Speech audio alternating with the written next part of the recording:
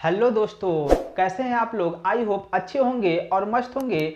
स्वागत है आपका आपके अपने यूट्यूब चैनल साइंस स्टडी में। आज हम लोग फिर से एक बार एक नए टॉपिक के साथ उपस्थित हैं। तो थंबनेल से आप लोग को पता तो चल ही गया होगा कि आज हम लोग किस विषय में डिस्कस करने वाले हैं। आज हम लोग जो है रसायन विज्ञान का एक अति महत्वपूर्ण टॉपिक कह सकते हैं कि हुंड का नियम क्या होता है के बारे में डिस्कस करेंगे। ये जो क्वेश्चन है ये class 10th, class 9th and class 11th के बच्चों के लिए जो है बहुत ही कारगर साबित होने वाला है। तो आइए हम लोग देखते हैं कि हुंड का नियम क्या होता है और इसमें क्या बातें लिखी गई हैं। ठीक है, तो सबसे पहले हम लोग देखते हैं कि हुंड का नियम होता क्या है। तो हुंड के नियम को समझने से पहले जो है हम लोग इसकी परिभाषा पढ़ लेते हैं कि हुंड के नियम होते क्या हैं। तो मैंने लिखा हुआ है कि हुंड का नियम क्या होता है भाई। तो हुंड का जो नियम होता है इसको जो है 1927 में जर्मनी के वैज्ञानिक थे फ्रेडरिक हुंड ने बताया हुआ था। ठीक है, और इन्होंने क्या बातें बताई हुई थी वो मैंने यहाँ पे लिखी हुई है। ठीक है, कि सन 1927 में जर्मनी के वैज्ञानिक फ्रेडरिक हुंड ने किसी तत्व के परमाणु के उपकोष के कक्षकों में इलेक्ट्रॉनों के संबंध में एक नियम दिया जिसे हुंड का नियम कहते हैं। अब यहाँ पे दो तीन चीजें हम लोग को इस थ्योरी में पता चल रही है कि आखिर होता क्या। जैसे मैंने कह दिया कि किसी भी तत्व का परमाणु है, उसके परमाणु में जो है कोष होते हैं, कोष के अंदर उपकोष होते हैं और उसमें इलेक्ट्रॉन जो हैं वो पाए जाते हैं। ठीक है, तो आइए हम लोग हुंड के नियम के पास पहुंचने से पहले कुछ बेसिक चीजें जान लेते हैं कि कोई भी परमाणु होता है तो उस परमाणु के अंदर जो है एक नाभिक होता है जो धनावेशित होता है और उसके अंदर जो है प्रोटॉन और न्यूट्रॉन होते हैं और उस नाभिक के अगल बगल कुछ वृत्ताकार कक्षाएं उपस्थित होती हैं और इन्हीं वृत्ताकार कक्षाओं में ही इलेक्ट्रॉन जो है वो चक्कर लगाते रहते हैं। ठीक है, जैसे अगर हम यहीं पे कहें कि ये हमारा जो है नाभिक है और नाभिक के अगल बगल कुछ ये वृत्ताकार कक्षाएं हैं जिसको हम लोग कहते हैं कोष। ठीक है, और इन्हीं कोषों में ही इलेक्ट्रॉन घूमते हैं। कोष हमारे जो होते हैं वो KLMN से इसको डिनोट करते हैं और इन्हीं जो है कोषों के अंदर ही जो है इलेक्ट्रॉन जो है घूमते रहते हैं। ठीक है, तो ये जो कोष होता है, कोष भी हमारा जो होता है वो उपकोषों में जो है वो डिवाइड होते हैं। ठीक है, और ये जो उपकोष होते हैं, उपकोष भी हमारे जो हैं चार प्रकार के होते हैं। एक हमारा S उपकोष होता है, ठीक है, एक हमारा P उपकोष होता है, एक हमारा D उपकोष होता है और एक हमारा होता है F उपकोष।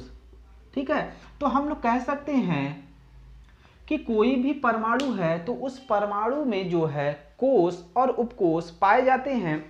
कोष जो होते हैं वो हमारे KLMN से उनको प्रदर्शित किया जाता है और वहीं अगर उपकोष की बात करें तो उनको हम लोग जो है SPDF अल्फाबेट के स्ट्रक्चर से जो है इसको हम लोग डिनोट करते हैं। ठीक है, और अगर इन्हीं उपकोषों की अगर बात करें तो S उपकोष में जो है मैक्सिमम 2 इलेक्ट्रॉन रखे जाते हैं, P में मैक्सिमम 6 इलेक्ट्रॉन रखे जाते हैं, D में मैक्सिमम 10 इलेक्ट्रॉन और F में मैक्सिमम 14 इलेक्ट्रॉन जो है रखे जाते हैं। तो ये जो है बेसिक जानकारियां हैं जो कि हुंड के नियम को पढ़ने से पहले ये जो है सभी बच्चों को पता होनी चाहिए।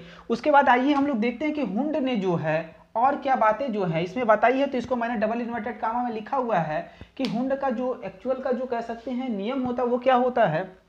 तो ये होता है किसी उपकोष के कक्षकों में इलेक्ट्रॉनों का युग्मन, युग्मन का मतलब होता है जोड़ा, तब तक नहीं होता है जब तक उस उपकोष के सभी कक्षकों में एक एक इलेक्ट्रॉन प्रवेश न कर जाए। ठीक है, मतलब कहने का ये है कि हुंड ने बताया कि जो उपकोष होते हैं S, P, D और F उनमें इलेक्ट्रॉन अगर भरे जाते हैं तो तब तक उनका जोड़ा नहीं लगाया जा सकता है जब तक कि उनके प्रत्येक उपकोषों में जो है इलेक्ट्रॉन न भर जाए।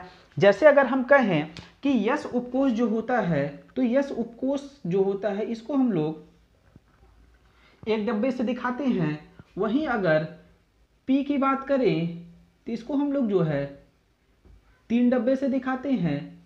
अगर वहीं D की बात करें तो D में जो है टोटल 5 डब्बे होते हैं, और वहीं अगर F की बात की जाए तो इसमें जो है टोटल 7 डब्बों को जो है 1 2 3 4 5 6 7 7 डब्बों को दिखाया जाता है। ठीक है, मतलब कि इलेक्ट्रॉन जो है सबसे पहले एक एक सभी भरे जाएंगे, अगर वो भर जाएगा उपकोष तो उसके बाद उसमें हम लोग उसका युग्मन या जोड़ा लगा सकते हैं। ठीक है, तो आइए जो है हम लोग उदाहरण के माध्यम से समझते हैं कि हुंड का नियम जो कह रहा है आखिर वो है क्या। ठीक है, तो सबसे पहले हम लोग उदाहरण एक लेते हैं,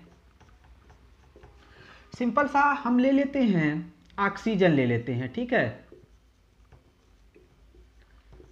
ऑक्सीजन O। ठीक है, इसका जो है परमाणु क्रमांक 8 होता है, और इसका अगर इलेक्ट्रॉनिक विन्यास अगर हम लोग निकालें तो 1s2 2s2 एंड 2p4 यही होगा। इसका जो अंतिम इलेक्ट्रॉन है वो p उपकोष में प्रवेश कर रहा है, और p में मैंने बताया है कि कितने डब्बे होते हैं, 3 होते हैं। ठीक है, तो p उपकोष के लिए मैंने यहाँ पे जो है बॉक्स बना लिया, 1 2 3। पहले डब्बे को हम लोग px कहते हैं, दूसरे वाले को py, तीसरे वाले को pz। तो यहाँ पे p में टोटल कितने इलेक्ट्रॉन हैं, 4। तो सबसे पहले एक एक डब्बे में हम लोग एक एक इलेक्ट्रॉन को भरते हैं, 1 2 3। अभी एक इलेक्ट्रॉन बचा हुआ है तो हम लोग यहाँ पे इसका जोड़ा लगा लेंगे। ठीक है, यही हुंड कहते हैं कि सबसे पहले जो है हम लोग इलेक्ट्रॉनों का प्रत्येक जो है उपकोष में एक एक इलेक्ट्रॉन को रखते हैं। ठीक है, उसके बाद जब एक एक इलेक्ट्रॉन प्रत्येक उपकोष में हो जाता है तो उसके बाद हम लोग उसमें उसका युग्मन या जोड़ा लगाते हैं। ठीक है, तो ये हो गया हुंड के नियमानुसार। अगर इसी तरीके से अगर एक और उदाहरण की अगर हम बात करें तो हम लोग ले लेते हैं सोडियम।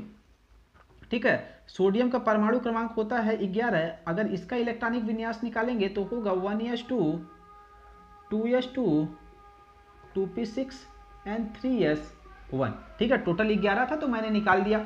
अंतिम इलेक्ट्रॉन जो है हमारा s उपकोष में गया है। अभी मैंने s उपकोष के लिए क्या बताया कि इसमें डब्बों की संख्या कितनी होती है, 1 होती है। ठीक है, तो s में कितने इलेक्ट्रॉन हैं, 1, तो हम लोग यहाँ पे 1 भर देंगे। हुंड के नियमानुसार ये हो गया। इसी तरीके से अगर हम एक और एग्जाम्पल की अगर बात कर लें तो हम लोग ले लेते हैं यहाँ पे